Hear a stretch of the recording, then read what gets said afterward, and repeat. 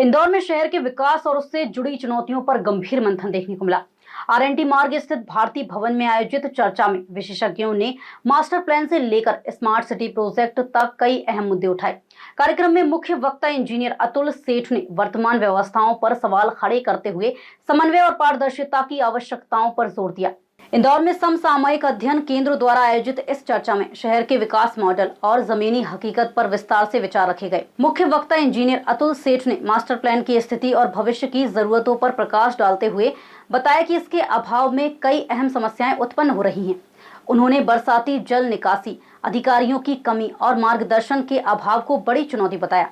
नगर निगम की योजनाओं, रोड चौड़ीकरण, ड्रेनेज सिस्टम और स्मार्ट सिटी प्रोजेक्ट पर भी सवाल उठाए गए।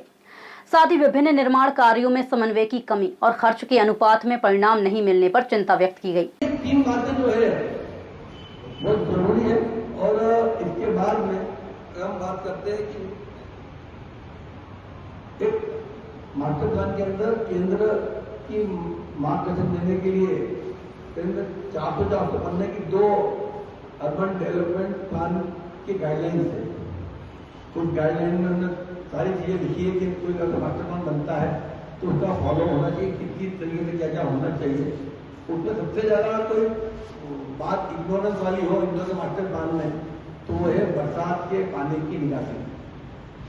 उसमें जितनी बात कही है जब पुराने मास्टर प्लान में 3-4 लाइन लिख के छोड़ दी थी और नए मास्टर प्लान में भी उस पर कोई अध्ययन हो रहा हो या उसको कोई कार्रवाई होने वाली हो वो मुझे दिखता नहीं है।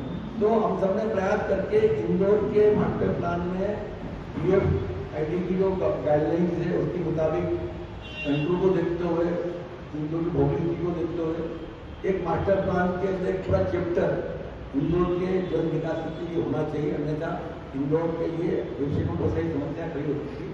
ये मेरा कहना था कि इंदौर के मास्टर प्लान के अंदर चुनौती जो है इसका हमको चर्चा आगे करना होगी। कार्यक्रम के अंत में बेहतर विकास के लिए जवाबदेही और पारदर्शिता पर जोर दिया गया।